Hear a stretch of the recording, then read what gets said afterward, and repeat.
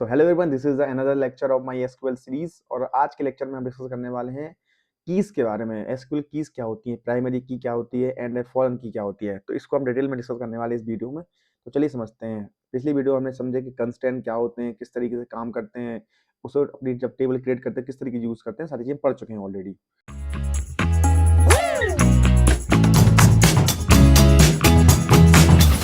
तो चलिए समझते हैं कि प्राइमरी की क्या होती है।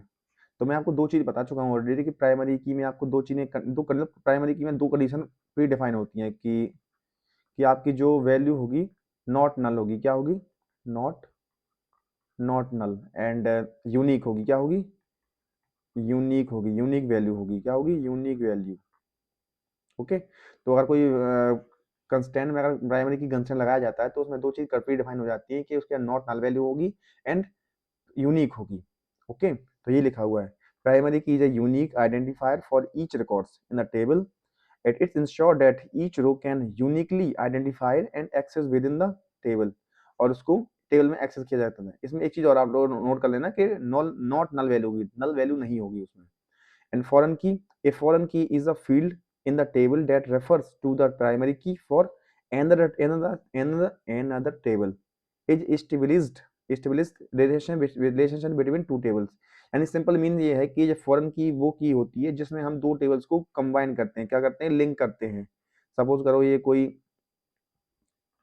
स्कूल की टेबल हो गई एंड ये दूसरी टेबल हो गई हमारी टीचर्स की टेबल। क्या हो गई? टीचर की टेबल। टीचर की टेबल। तो इनको हम लिंक कर सकते हैं किसके थ्रू? फॉरेन की के थ्रू। तो इसमें हमारी एक दो चीजें होनी चाहिए। इसमें हमारी कोई कॉमन एट्रीब्यूट होनी चाहिए। हम अभी जरूर समझेंगे, समझोगे। रोल नंबर, रोल नंबर बच्चों का रोल नंबर या फिर कोर्स हो सकता है। कोर्स कोर्स हो इसमें सेम। ठीक है, कोर्स होगा कि किसी सर का कोर्स सेम है इसमें और इसमें स्टूडेंट का कोर्स सेम है। ठीक है, तो उस कोर्स को हमारे ये टीचर समझाएंगे। तो इस तरीके से हम दो टेबल को लिंक कर सकते हैं। तो यही हो लिखा हुआ है। तो ए foreign key is field in a table that refers to the primary key of another table is established relationship between tables। okay, I think आपको समझ में आ चुका है प्राइमरी की क्या होती है, फॉरेन की। This is a very important for your preparation and interview also and आपके कॉलेज एग्जाम के भी पर्पज से बहुत इंपॉर्टेंट है। तो आप लोग इसको जरूर फोकस करें क्या होती है। मैं आपको और भी समझाऊंगा किस तरीके से काम करने वाला है डिटेल्स में। ठीक है, तो समझते हैं। देखो, primary key is a key which unique identifier with each record in the table. It ensure that, यही लिखा है। प्लस देखो मैंने बताया था unique plus not null value होगी। तो जिसमें हमारा ये है कि आईडी है ये हमारी यूनिक, मतलब ये इसको हम प्राइमरी की बोलेंगे क्योंकि हो सकता है इसमें तुम्हारे नेम रिपीट हो जाए, यूनिक ना हो। कई बच्चों का नाम रेप सेम हो सकता है होम टाउन भी सेम हो सकता है, लेकिन जो नाम होता है वो रोल नंबर आईडी होती है वो सेम होता है। तो इसमें हम कैसे क्रिएट करेंगे? इसमें हम क्रिएट करेंगे क्रिएट टेबल एंड स्टूडेंट नाम से कर सकते हैं। क्या कर सकते हैं? स्टूडेंट नाम से। एंड उसको हमने कर लिया कि आईडी इंट प्राइमरी की कॉमा नेम वेरकर 50। इसको लिख सकते हैं नॉट नल के नेम, हमारा नॉट नल यानी कि आपको नॉन नेम देना ही पड़ेगा उसमें। ठीक है, एंड हम लिख सकते हैं होम टाउन, होम टाउन वेरकर 50। और इसमें लिख सकते हो नॉट नल। ठीक है, इस तरीके से टेबल कर सकते हो बंद। तो हमने ये क्या कर लिया, हमने एक आइडेंटिफाई ये सिलेक्ट कर लिया कि name, home town and ID. इस तरीके से हम कर सकते हैं। ठीक है, तो ये चीज़ आपको थोड़ा अपने दिमाग में रखिए कि फॉरेन की क्या होती है, प्राइमरी की क्या। कई बार डिफरेंस पूछ सकते हैं कि फॉरेन की क्या होती है एंड प्राइमरी की क्या होती है। अब फॉरेन की समझना है। A foreign key is a field in the table that refers to the primary key in another table। it establishes a relationship between two tables। यानी हमारी एक स्टूडेंट्स का टेबल है एंड उसकी सब्जेक्ट की table है। ठीक है, roll number, name, home town जो आपने पढ़ चुके हैं। इसको बोलते हैं बेस टेबल या फिर रेफरेंस टेबल। इसको बोलते हैं रेफरेंसिंग टेबल। क्या बोलते हैं? रेफरेंस टेबल, इस रेफरेंसिंग टेबल। तो ये हमारी जो टेबल होगी, ये वाली टेबल, ये जो कॉलम होगा ये हमारा प्राइमरी की। क्या होगी? प्राइमरी की। और इस दो दूसरी टेबल की जिससे हम लिंक करने वाले हैं ये होगा हमारी फॉरेन की। जिस इस टेबल के थ्रू हम दोनों को लिंक करेंगे। क्या करेंगे? लिंक करेंगे दोनों टेबल को। तो ये होगी हमारी प्राइमरी की, दिस इज ए फॉरेन की। इस तरीके से हम लिंक कर सकते हैं। तो स्टूडेंट की टेबल को बोलेंगे हम बेस टेबल या फिर रेफरेंस टेबल या फिर रेफरेंस, इसको फॉरेन की वाली टेबल बोलेंगे हम रेफरेंसिंग टेबल। आई होप आपको क्लियर हो चुका होगा। और समझते हैं और थोड़ा समझते हैं तो reference table and referencing table, इसको बोलते हैं base table, table having primary की, इसको कई बार पी के बोल देते हैं, इसको एफ के बोल देते हैं। व्हाट इज पी के, व्हाट इज एफ के, जिससे शॉर्ट फॉर्म होता है। तो रेफरेंस टेबल होती है रेफरेंस टेबल या फिर बेस टेबल, रेफरेंस टेबल या फिर base table, table having primary key and referencing table, table having foreign key. तो इसको बेस टेबल और इस तरीके से इन दोनों को मर्ज कर सकते हैं, दिस एंड इन दोनों को हम मर्ज कर सकते हैं, ठीक है। तो this is primary key and this is a foreign की। ओके, आई होप आप लोग को समझ में आ गया होगा कि किस बात में क्या बोल रहा हूँ। कुछ नहीं करना, आप लोगों को ये दो चीज़ें याद रखनी है कि प्राइमरी की क्या होती है।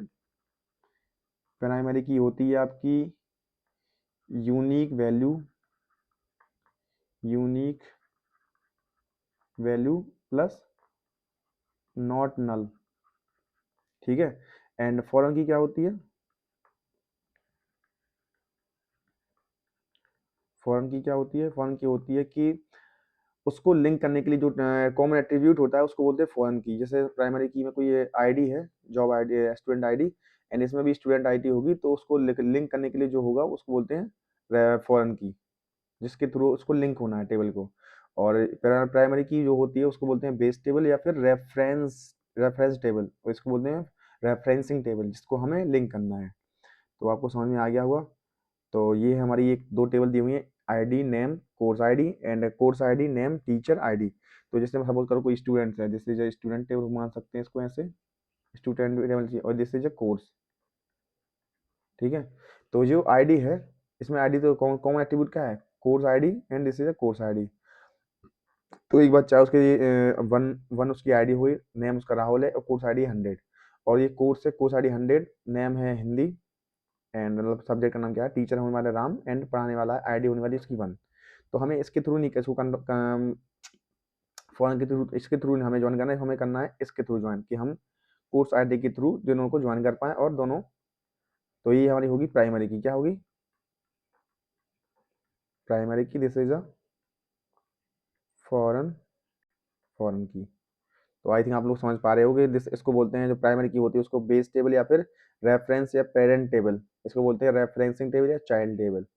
तो आपको एक तरह क्लियर होगा कि रेफरेंस टेबल कौन सी टेबल से क्या होता है, कैसे ज्वाइन करती है। जिससे ज्वाइन होता है, जो मेन टेबल होती है उसको बोलते हैं प्राइमरी की या फिर बेस टेबल या फिर रेफरेंस टेबल, और फॉरेन की होती है उसको फॉरेन रेफरेंसिंग टेबल बोलते हैं।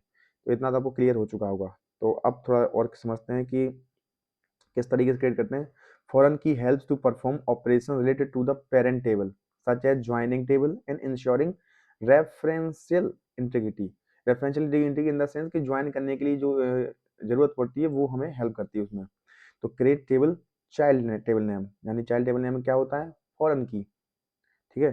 Child ID and primary key and base ID जो भी है, फॉरेन की बेस आईडी होगी, फॉरेन की बेस आईडी, यानी कि इसके थ्रू हमें ज्वाइन करना है, ठीक है। रेफरेंस्ड, रेफरेंस क्या होती है, references base table and base ID, इसके थ्रू हम इस तरीके से, ये हमारा हुआ सिंटैक्स होता है टेबल क्रिएट करने का, ठीक है। एंड एक अनदर टॉपिक है, तो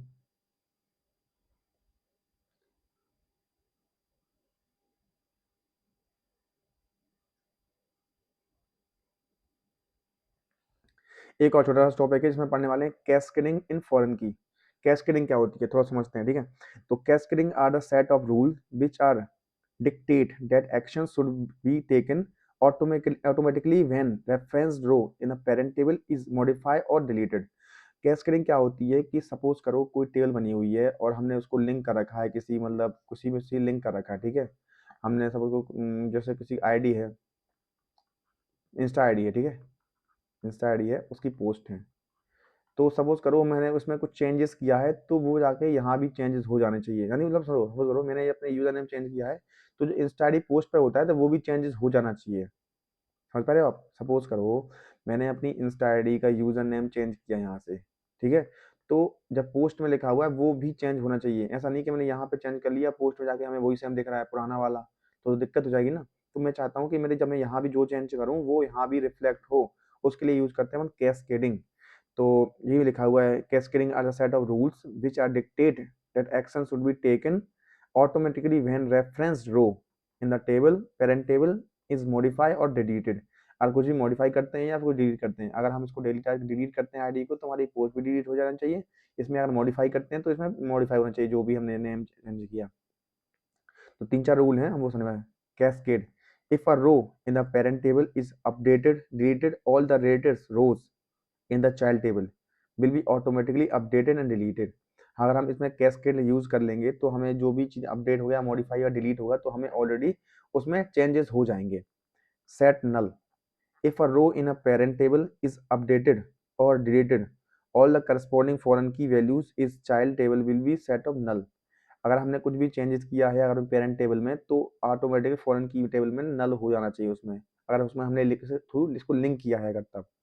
restrict and no action, block the modification or deletion of a referenced rows in the parent table if related rows exist in the child table, thus maintaining referential integrity। ठीक है, referential integrity. तो ये restrict करता है कि अगर हमने कोई पेरेंट टेबल में कुछ चेंजेस किए हैं तो जाके वो चेंजेस ना हो आपकी फॉरेन की में, मतलब फॉरेन की मतलब मॉडिफाइड टेबल में, तो रिस्ट्रिक्ट भी कर सकते हो इस तरीके से। थोड़ा समझते हैं एग्जांपल के थ्रू। फॉर एग्जांपल किस तरीके से काम करते हैं, तो कैस्केडिंग फॉर फॉरेन की, ये फॉरेन की के लिए ये होते हैं कि जिस हम मतलब ये फॉरेन की इन द सेंस कि हमने कोई टेबल दी हुई है हमें और जिस तरीके से टेबल दी हुई है तो कोई चीज़ हम इसमें यहाँ चेंज करते हैं यहाँ चेंज करते हैं तो ऑटोमेटिक यहाँ पर चेंज हो जानी चाहिए, इसलिए होती है क्वेश्चनिंग। तो ये बेसिकली काम करती है फॉरेन की पर ही काम करती है। क्या करती है, फॉरेन की पर ही काम करती है। On delete cascade, on update cascade, अगर हम कोई चीज़ अपडेट कर रहे हैं तो ये यूज करना है, और अगर कुछ डिलीट करना है तो ऑन डिलीट कैस्केड। यानी कि हमें कुछ चीज़ यहाँ पे यार अपडेट करी, क्या करी, अपडेट करी, तो यहाँ भी अपडेट हो जानी चाहिए।